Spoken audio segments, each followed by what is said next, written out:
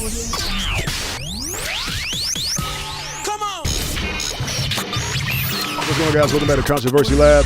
Where controversy is key. I'm your host, Lakel House. I'm RTJ.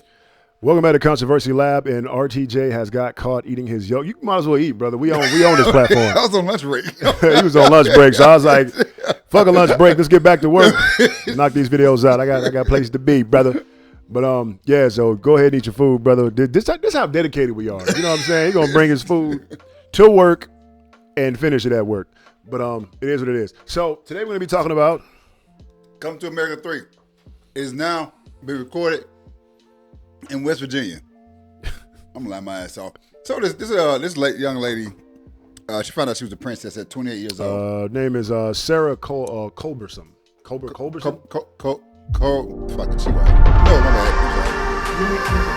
He goes, "You're considered a princess in this country."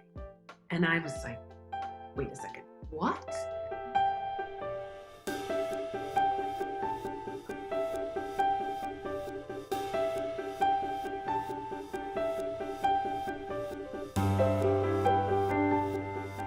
When I was first adopted, my sister's friend looked over me and she says, "Now wait a second.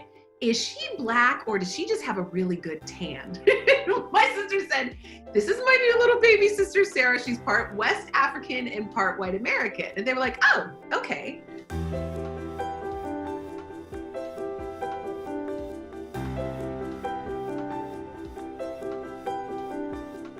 I had found my birth mother's family when I was in my first year of graduate school and my early 20s. So I found out she had passed away of cancer. I really got to meet this amazing family and started to learn about my birth mother, and I got to meet her sister, which was really, really cool.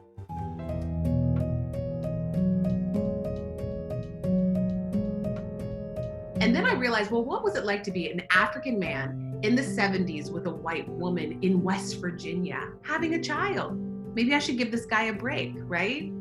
So the moment I got out of my own way and opened myself up and was like, wait a second, what has his life been like? Why don't I walk in his shoes for a moment? A whole new, it's like, I don't know, this may sound crazy, but like this yellow brick road opened up, so to speak.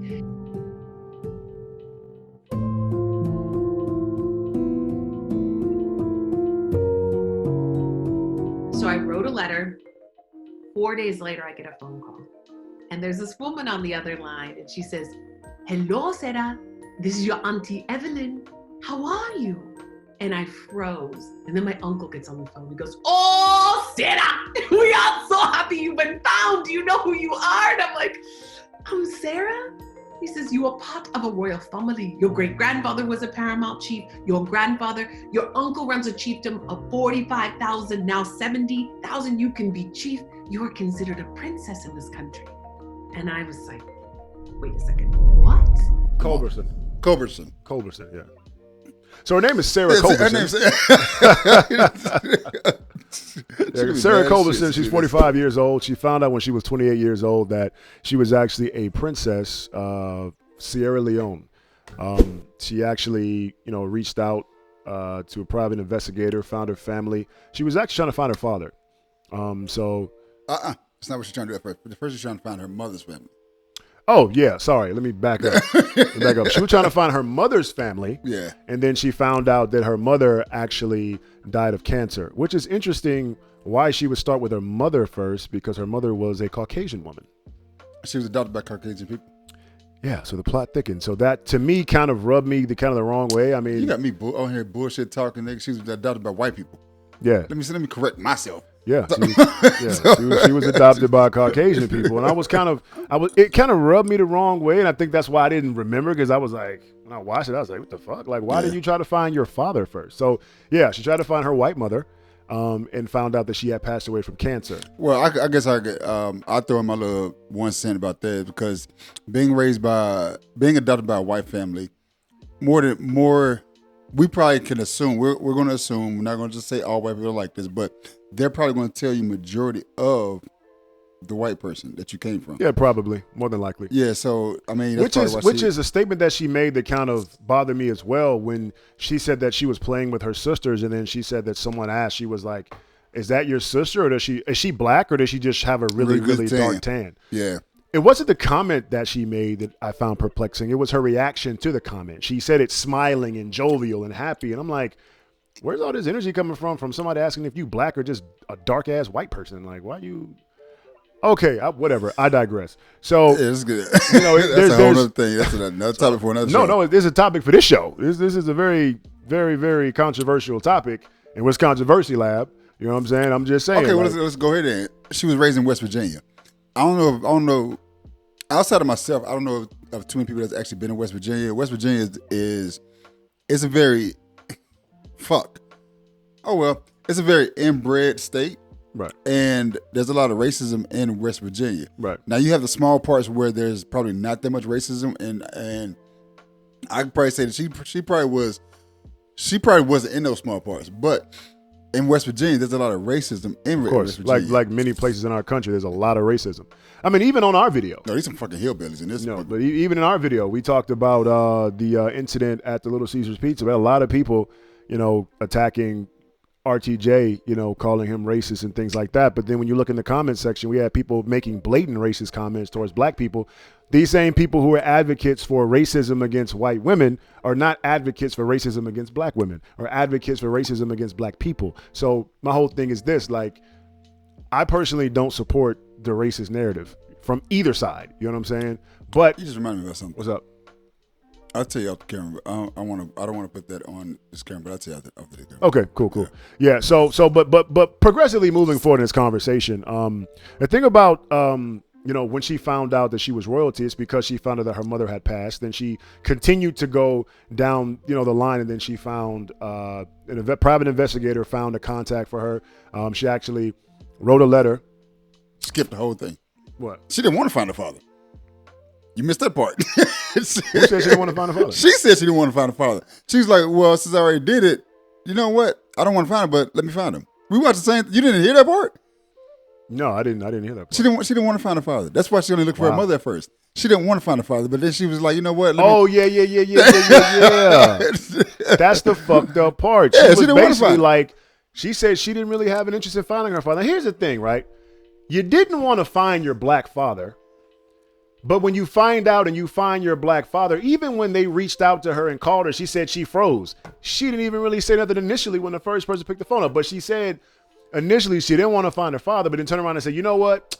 It is West Virginia. And she did admit that. I could only imagine what it was like for a black man, my fucking father.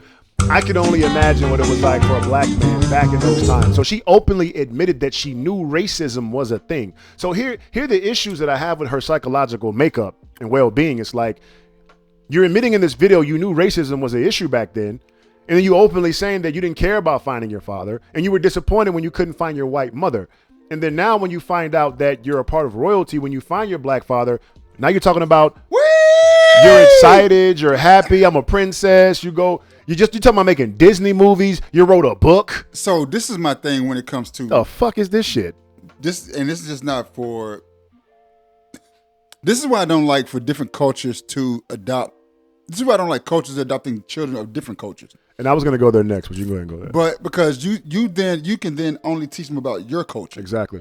And how your culture feels towards the culture in which the child is. Exactly. And the whole narrative is, we're not racist and we don't have a problem with black people. We're raising a black baby. But here's my thing. Yes, you're raising a black baby, and I'm pretty sure that she's appreciative, and it's commendable that you actually brought a child into your home and chose to adopt. Here's a problem, where when I see, Caucasian people, adopt, black children, is because I know they're not going to really teach and kind of submerge these children with real black history, culture, and teach them the importance of the race that they are. You know what I'm saying? Because, and this is clear proof, this woman says she didn't care about finding her father, but she was so focused on just her mother, who was a Caucasian woman. So I'm like, this is the issue that I have with that. Not because I feel like, white people shouldn't be raising black babies. No, it's like, if you're going to raise a child of another ethnicity, at least understand another race, adopting a child of another race,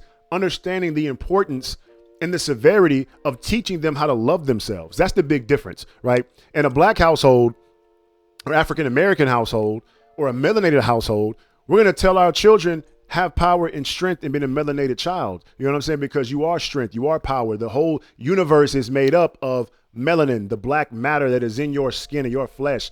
It's powerful. Like, you're beautiful, you're wonderful, you're amazing. But the difference on that side is she black or is she got a dark tan? What?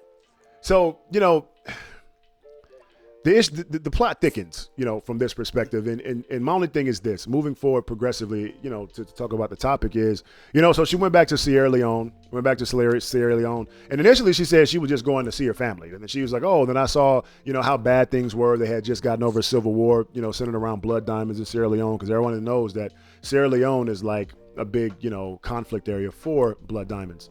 So the thing is that she saw that, you know, she toured some of the schools and saw a lot of people that had limbs amputated and said, you know what, I think I can do more here. So her adopted family and her family in Africa both partnered up together to actually make a change in Sierra Leone, where she was chieftain, right?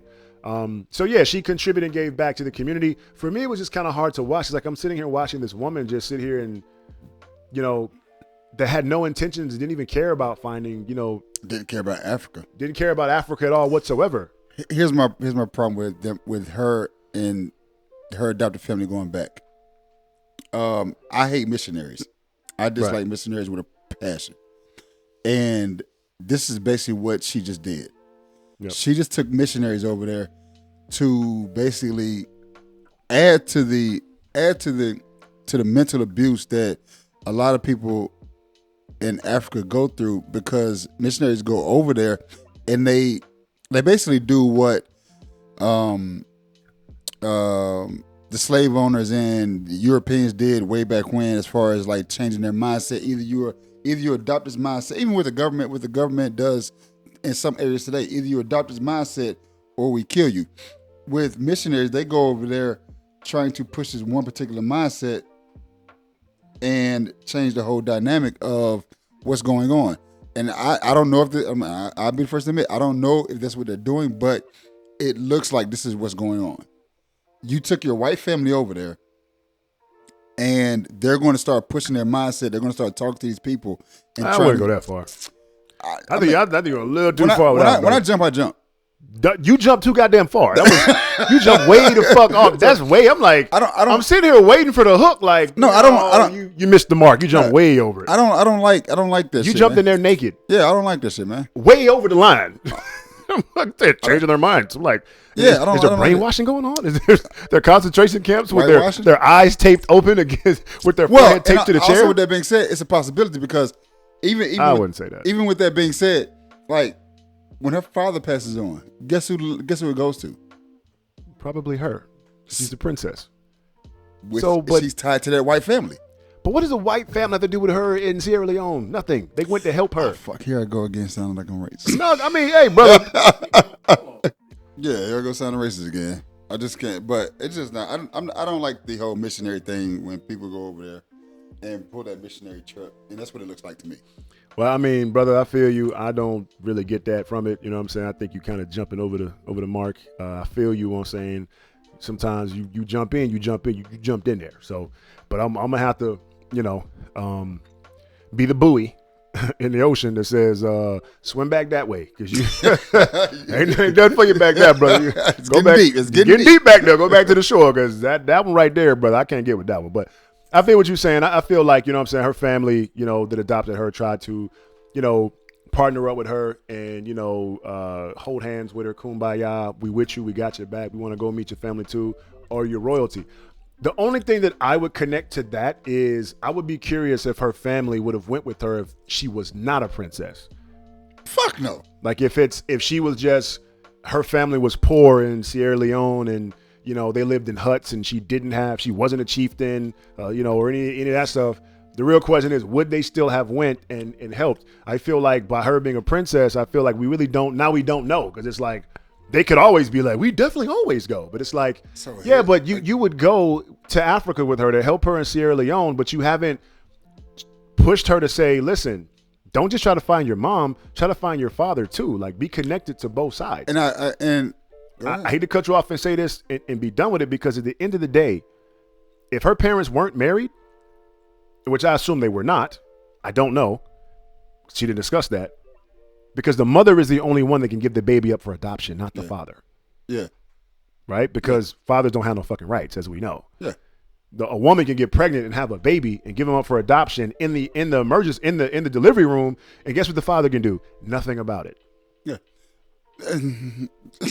But I was shocked that she didn't change her name back to her original name. that's why I'm saying the only reason she actually cares now is because she has that title. Yeah, and because And the now only she can reason get a the white Disney family movie. cares now is because they get free diamonds. Free diamonds, bro. Sierra Leone, what's Sierra Leone known for? How they gonna get free diamonds, brother? Dude, they own Sierra Leone. The family doesn't own Sierra Leone. She's bro. a princess. I'm pretty sure she can get as many diamonds as she wants. No, she's not the princess of Sierra Leone. She's the princess of a village, an area, a little group. She's not the princess of Sierra Leone. Sierra Leone, all the land has diamonds. It does, but their village, I don't think their village is saturated with diamonds. So. Okay. Look how, again, way over the, it's way off the show. Yeah, free diamonds. What are you talking about? They don't even, she's not the princess of Sierra Leone. Hey. And even if she was, but she's not, they just got over a war for diamonds. She's not going to go back over there and take these rebels right back to the front gates of her village and her area. I'm not saying she would. I'm saying No, I'm not saying you're saying she would. I'm just adding that to the comment, saying adding that to the statement. The people who adopted her would. I'm not saying what skin tone they are. Just saying the people who adopted her would. But again, they don't have the power to do that. You know what I'm saying? I'm pretty sure that the area that she is a princess over probably got drugged into the conflict. Because a lot of, like back then when the Civil War was going on, you know, you had rebels going to village, kidnapping kids, taking kids with them, cutting their legs off, cutting their limbs off if they wouldn't join, and stopping them from voting and going against the government. So you know what? Let me stop this. Let me do this. Okay, let me stop bringing race to everything. No, so I'm gonna say this. I'm glad that those people allowed her to be able to find the melanated side of her family. Thank you so much for putting the two together. And one thing I can say is that we discussed this before, that Caucasian people, white people, they do have a compassion for people more than the black side. Right. Because we can honestly say that if there was a black family that adopted her, this shit probably wouldn't have happened. yeah, no. So we can sit and say that, and so in appreciation of that, I do appreciate them connecting the two. And because regardless of how much we want to get mad and hate and talk about the Caucasian, our Caucasian counterparts, at the end of the day, a lot of you black folks, when she found her family, wouldn't have went with her to fucking Africa. Still, it's too hot. It's too hot over there.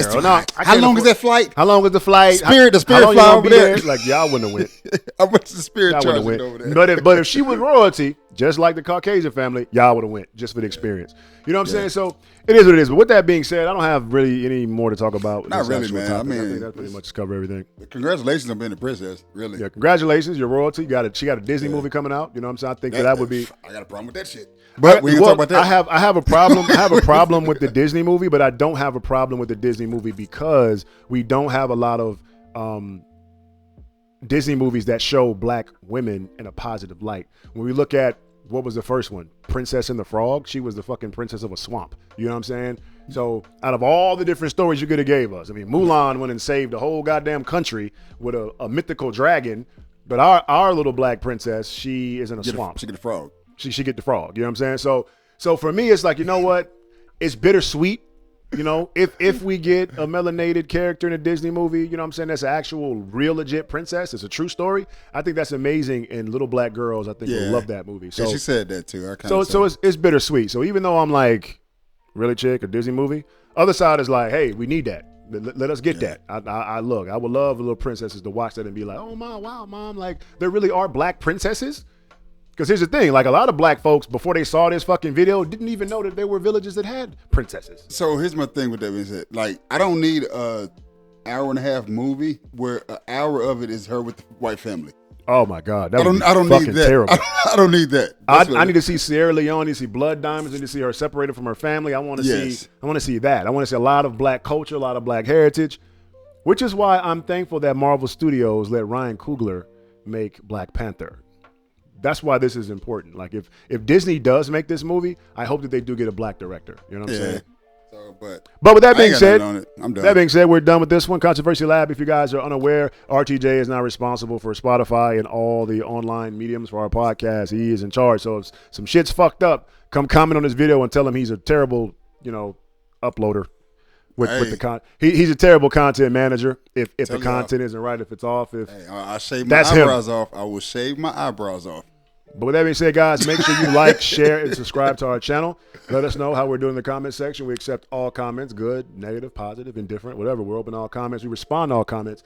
Make sure you guys hit the notification bell after you subscribe so you guys are up to date about all the videos that we drop. Bing, bing, bing, bing. And thank you guys for tuning in with us. I think that's pretty much all we got for today. Yeah, controversy at.